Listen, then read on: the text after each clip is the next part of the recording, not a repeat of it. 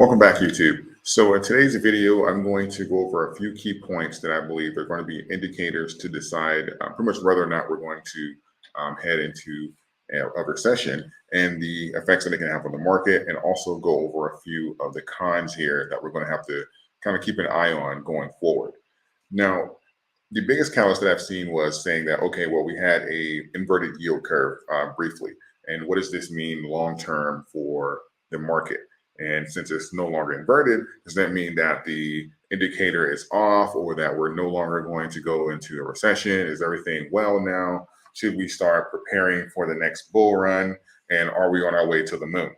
Well, let's take a little deeper dive here to look at why the curve is no longer inverted, and also the other indicators that we're going to use to kind of gauge the health of the market. Now, I'm going to start with the interest rate that pretty much the inflation rate that we're seeing so far. Now, we're seeing the CPI numbers came out, and according to their numbers, we're looking at roughly around 8.5%. Now, we know that it's much higher than that, but they take their averages, and we know the energy sector is up, and they're all double digits, but we're just going to say it's 8.5% just for the sake of this video. Now, what we're looking at here is a CPI number that is the highest number that we've seen roughly in around 40 years. So we're probably, and we see also that the Fed and Jerome them, they're speaking on, and we saw that Canada did as well, about talking about a 0.50 base point rate hike to pretty much get inflation under control. This, I believe, is something that they're already discussing, but when they come out and they say things publicly like that, it gives us the opportunity to kind of price it already into the market. So they're not really shocking the market or rug pulling it. So this gives them an opportunity to kind of just leak it out there and let everybody make their moves, separately, or give time to make their moves so that it's not all happening at once, and, literally just rug pulling the market. Now, this in itself will eventually, especially if the inflation and continues to go up, or it kind of reaches like a point of stability, just because consumer demand is not backing off. There's several reasons that can happen. This is going to lead to more aggressive approach to try and get that 8.5 down to around 2%. So in itself, we're already seeing the rate hikes with mortgage rates, which are still historically low, but we're seeing things start to creep up. This is going to cause there to be more expensive money in the market. I want to say it's to be difficult to borrow just yet, but the money will become more expensive when it comes down to some of these large institutions right now. And the reason why we were seeing these, rocket ships to the moon and stuff last year is because money was basically free. It was dirt cheap. If you wanted to go in a position, positive or negative, short or long, whatever, money was cheap. You could do it easily. It was a great time to be alive. As these positions, as money become more expensive, we're going to see less of this. And especially for companies who are stuck, I won't say any names, or who are over leveraged in their positions, we're going to see them start planning exits and them start making moves to exit these positions. This is going to cause a lot of extreme volatility in the market, and several stocks and stuff like that are going to be swinging around very wildly. So that's something to kind of keep an eye on. But we have to keep an eye on whether or not they're going to do this 0.50 rate hike, and also the effect of it. Now, mind you, we've only been off of QE roughly around a month. So we're not seeing the full effects of the actual market here. Remember, we were getting tens of billions of dollars monthly for quite some time now. We've only been off of that for roughly around a year. Roughly around a month. So we're going to have to let this cycle out to kind of see, okay, what is the inflation rate, and how is the economy going to constrict itself a lot, because it's no longer raining money in there. That's something we're going to have to keep an eye on the next 30 to 60 days to kind of see the true effect of this. But the cons are they're not going to be able to continue with this aggressive approach in rate hikes and not affect the market in a negative way, which they're really trying to do. What they're hoping for is a soft landing. Now, when it comes down to the yield curve, this is what I have up here on the website from CNBC. This is the 10-year Treasury here. And what we're seeing here is the rate is pretty much climbing to the moon. It's been very aggressive here, especially since the yield curve inverted. It's been continuing. It started briefly before that, because obviously they can see the data before we can. But obviously after around the 1st of April, it's been steadily climbing, and literally it's just like a rocket ship straight to the moon. what we're seeing here is pretty much this is an effort to keep the yield curve from inverting. So this is something that you use to attract investors so that the yield curve doesn't stay inverted, because technically that's going to cause a lot of panic in the market. Because if you invest a lot, if you're very familiar with terms, you know that the inversion of the yield curve usually predicts a recession in roughly around 6 to 18 months. That's very common law here. And what they're doing is raising the rates to make it more attractive for people to invest long term, so that that negative stigma is not there. And in the case if you're wondering what I'm talking about, inverted yield curve is pretty much when investors are looking to invest in the short term more than there are in the long term. The short term seems more certain, the long term seems more unknown, sketchy, it's just more riskier. So they're not investing in long term assets, bonds, treasuries, stuff like that.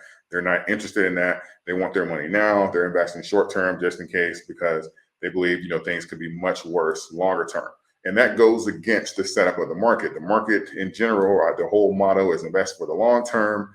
Assets will perform better. You'll be able to go through as many cycles, and typically the market will appreciate. So when you see that inversion, that causes panic in the market, and obviously a restriction of funds. So the way that they combat that is they start raising the rate very aggressively on these longer term commitments, so that they can pretty much attract investors to say, hey, look, we're increasing the rate. So therefore, the risk that you believe is going to happen over the long term, okay, well, now we're increasing the rate that you'll get. So hopefully this will combat some of that risk that you're seeing. So you go ahead and start back investing in the long term again. And that's pretty much what we're seeing here. The con of that is this cannot go on forever. They cannot continuously raise this rate to the moon and to just keep the yield curve inverted when we don't have any real solutions. The reason that there's panic in the market is because because the yield curve got inverted in the first place, because the NASDAQ has pretty much threatened bear territory and corrected over 20%, because we have record inflation that we haven't seen in over 40 years, because we have uncertainty and the potential of being dragged into a war, because we don't know the effects of QE stopping or the effects of these basis points, or how long it's going to take to get the inflation under control. Because of these factors, this is why this happens. So they can raise these rates all they want, but until we get some real solutions, things are going to be uncertain. And that's something that we're going to have to watch for. These are the indicators that we're looking for to determine, okay, whether or not, okay, oh my God, we're going to go into a recession, because the restriction on the market is very real, and this can still certainly happen. They're combating it now in their own way, obviously raising the interest rates here, and also doing it on the side of the basis points to kind of get things under control. But as of right now, it's fair game whether or not we're going to go into a recession or not. And this is going to cause people, especially for people who are, just literally just fear and uncertainty, they're going to say, okay, well, this means that there's a great potential that we can have a further breakdown in the market. Therefore, I'm not necessarily going to stop investing, but I'm not going to invest like I would, because there's a potential for greater prices in the near future. And then, of course, this restricts even more money coming into the market. So you kind of have like that domino effect. So this is something that I believe is really key for us to keep an eye on over the next month or so, especially until the next Fed meeting, so that we can get an idea of what they're thinking as far as with interest rates, new CPI numbers, and the basis points that they're looking to raise them to combat inflation. Because if inflation does not go down next month, since technically we're having the energy, and they're saying, oh, the energy is the reason that the CPI was so high this month, which may very well be true. That's a very likely case. But if those numbers do not go down next month, or if we have, let's just say there's some escalation with the whole Russia-Ukraine situation, whatever the case may be, energy spikes back up, and we have an increase in inflation again, it's going to be, I don't think there's much they can do to prevent the 0.50 basis point rate hike, or for there to pretty much the information to rug pull the market and solidify that fear and uncertainty in the short term. So we need to look for these indicators here, the yield curve, the amount that they're raising the 10-year yield curve, and also keeping track of the CPI numbers and what the Fed is talking about over the next 30 to 60 days, this is going to be really crucial to pretty much determine what the rest of the year is going to look like. This obviously affects the stock market, crypto market as well, the liquidity, money becoming more expensive. We're going to see some rebalancing of portfolios. So we'll start to see some of the sell-offs, but before then, we'll probably see some more pump and dumps in the market. This is typically done when we have this period of unknown here, and they'll typically start pumping assets, and people who are either impatient or just really just uncertain, they'll see their favorite assets, Bitcoin, and a lot of these other stocks like Microsoft, Apple, all kinds of things like that are going to start running, and they'll say, oh my God, the fear and uncertainty, the bear, it's over. This is it right here. This is the new run to the all-time high. They run in, they sell from underneath them, and they repeat. This is a way, especially if liquidity issues are coming, or if there's a potential breakdown, this is a way for you to raise even more capital really quickly before you get there. So, and again, if you're unfamiliar with how the cycle works, they're going to raise this capital, use the funds that they already have. We go into a recession. Some of these smaller businesses start struggling. These larger companies, larger cap companies, they're going to come in with all their extra funds and money that they saved up, start scooping them up, incorporating them into their original businesses. The economy turns around, and then they appreciate to new all-time highs, just based off of like acquisitions, and pretty much just compounding the assets that they have during the breakdown in the market. So it happens over and over again. So just don't get caught up in that cycle.